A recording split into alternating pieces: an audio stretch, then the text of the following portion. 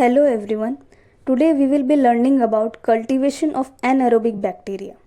Anaerobic bacteria are those bacteria which cannot tolerate presence of oxygen. They die or their growth gets inhibited by the presence of oxygen.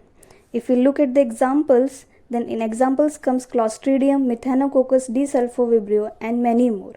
तो हम आसपास देखते हैं कि plants को भी ऑक्सीजन चाहिए रहता है, हमें भी ऑक्सीजन चाहिए रहता है, एनिमल्स को भी ऑक्सीजन चाहिए रहता है, पर हमारे इन्वायरमेंट में ऐसे कुछ बैक्टीरिया हैं जिनके लिए ऑक्सीजन एक टॉक्सिक के काम करता है. ठीक है, तो आगे हम देखते हैं कि ऑक्सीजन उनके लिए एज अ टॉक्सिक क्यों है. So there are free radicals like superoxide radical, hydroxyl radical, hydrogen peroxide, which are very dangerous to the cell. So commonly in bacteria or in any cell there is an enzyme called superoxide dismutase.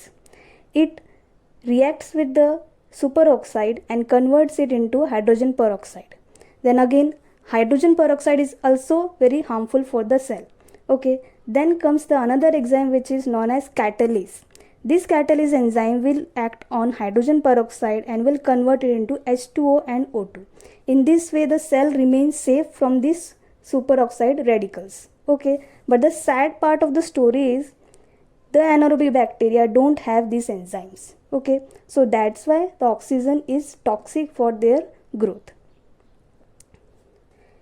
Now we will look at the cultivation of an anaerobic bacteria which is Clostridia from the soil. Okay, we will be using a thioglycolate broth. Now this broth is specially designed for the growth of anaerobic bacteria. अब हमें anaerobic bacteria को grow करना है तो obviously हमें medium में oxygen का level नहीं रहना चाहिए, एक भी मॉलिक्यूल ऑक्सीजन का नहीं रहना चाहिए. ओके, क्योंकि अगर वहाँ पे ऑक्सीजन रहेगा तो बैक्टीरिया ग्रो नहीं कर पाएगा. तो इस ब्रॉथ को सबसे पहले बॉईल किया जाता है. अब बॉईल क्यों करना है, कोई भी अमाउंट ऑफ डिजॉल्व ऑक्सीजन अगर रहा मीडिया में, ठीक है, उसको निकालने के लिए. ओके, उसके बाद हम सॉइल लेंगे और उसका स्टेराइल डिस्टिल वाटर में हम सस्पेंशन बनाएंगे. उस सस्पेंशन को भी हम बॉईल करेंगे. क्यों, क्योंकि ऑब्वियसली सॉइल है, उसमें बहुत सारे बैक्टीरिया हो सकते हैं. ठीक है, आप एक मुट्ठी भर सॉइल भी उठाते हो तो उसमें बहुत सारे बैक्टीरिया आते हैं, पर हमें पर्टिकुलरली कौन सा बैक्टीरिया ग्रो करना है, क्लॉस्ट्रीडिया. ठीक है, तो बॉईल करने से क्या होता है, सारे बैक्टीरिया जो है मर जाएंगे, पर क्लॉस्ट्रीडिया का क्या होता है कि वो एंडोस्पोर बनाता है. ठीक है, और स्पोर्स की ऐसी स्पेशलिटी होती है कि वो हीट रेजिस्टेंट होते हैं, मतलब कितने ही बॉइलिंग टेम्परेचर पे तुम बॉईल कर लो सॉइल को, उसके एंडोस्पोर वहीं के वहीं रहेंगे. ओके, तो हम थायोग्लाइकोलेट को भी ब्रॉथ को भी हम बॉईल करेंगे. क्यों, ताकि डिजॉल्व ऑक्सीजन निकल जाए, और सॉइल सस्पेंशन को भी बॉईल करेंगे ताकि कोई और बैक्टीरिया उसमें ना रहे, सिर्फ एंडोस्पोर्स रहे, किसके, क्लॉस्ट्रीडिया के.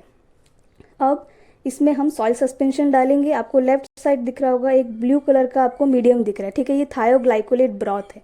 ओके, उसमें हम सॉइल सस्पेंशन डालेंगे, फिर ऊपर से हम पैराफिन ऑयल डालेंगे. अब ये पैराफिन ऑयल डालने की क्या ज़रूरत है, टेस्ट ट्यूब में आप देख सकते हो ऊपर का एरिया खाली है. ठीक है, तो ऊपर का जो एरिया है, जो एयर स्पेस है, वहाँ पे भी ऑब्वियसली ऑक्सीजन मॉलिक्यूल्स रहेंगे. तो हमें वो ऑक्सीजन किसी भी तरीके से बैक्टीरिया के कॉन्टैक्ट में नहीं आना चाहिए, इसलिए हम ऊपर से पैराफिन ऑयल डालेंगे. ओके, अब ये सब करके हम उसको इंक्यूबेशन में रखेंगे. आफ्टर इंक्यूबेशन अगर वहाँ पे एनारोबिक ग्रोथ आता है तो आपको टेस्ट ट्यूब कुछ इस तरीके से दिखेगा. अब इंटरप्रिटेशन में क्या है, change in colour of methylene blue to colourless indicate the anaerobic condition. इसका मतलब कि वहाँ पे हमने एक इंडिकेटर डाला है मिथिलीन ब्लू, जिसकी वजह से कलर आ रहा है डार्क ब्लू कलर का. ओके, तो मिथिलीन ब्लू क्या है, एक टाइप का रिडॉक्स इंडिकेटर है. मतलब जब वो ऑक्सीजन के प्रेजेंस में रहता है, ठीक है, ऑक्सीडाइज फॉर्म में रहता है, तब वो ब्लू कलर शो करता है, पर जब वो एनारोबिक कंडीशन में देता है तब वो कलरलेस हो जाता है. ठीक है, तो ये इंडिकेशन क्या है कि मीडिया के अंदर वहाँ पे एनारोबिक कंडीशन बनाई गई है. अब टर्बिडिटी, ऑब्वियसली अगर इंक्यूबेशन के बाद टर्बिडिटी आई है तो मतलब ऑर्गेनिजम्स ने वहाँ पे ग्रोथ दिखाई है. क्लॉस्ट्रीडियम के स्पीशीज़ का एक एग्जाम्पल लेते कि हमें मतलब ये स्टडी क्यों ज़रूरी है करना क्लॉस्ट्रीडियम या किसी भी टाइप के बैक्टीरिया के ऊपर. तो एक हार्मफुल बैक्टीरिया है जिसका नाम है क्लॉस्ट्रीडियम टिटैनी, जिसकी वजह से टेटनस होता है. ठीक है, ये बैक्टीरिया अगर आपके ब्लड से होते हुए किसी भी तरीके से अगर आपके नर्वस सिस्टम में चला गया, ठीक है, तो ये बैक्टीरिया एक टाइप का न्यूरोटॉक्सिन प्रोड्यूस करता है. तो जो ये न्यूरोटॉक्सिन प्रोड्यूस करता है, इसके वजह से कुछ कंडीशंस होते हैं. उसमें से पहला है ऑफिस्टोटोनस. ठीक है, साइड में जैसे कि इमेज दिखाया है कि पूरे पर्सन की बॉडी ही कर्व हो चुकी है. ठीक है। दूसरा होता है लॉक जॉ। इसमें क्या होता है कि आपका जो जमड़ा है, जॉ है, वो पूरा लॉक हो जाता है, इसमें फ्री मूवमेंट आप नहीं कर पाते हो। तो अगर जो ये बैक्टीरिया आपने टाइम पे ट्रीटमेंट नहीं लिया, जैसे कि हमेशा बोला जाता है कि आपको चोट लगती है या किसी लोहे का कील लग गया है, पैर में घुस गया, तो तुरंत जाके टेटनस का इंजेक्शन लो या टीटी का इंजेक्शन लो।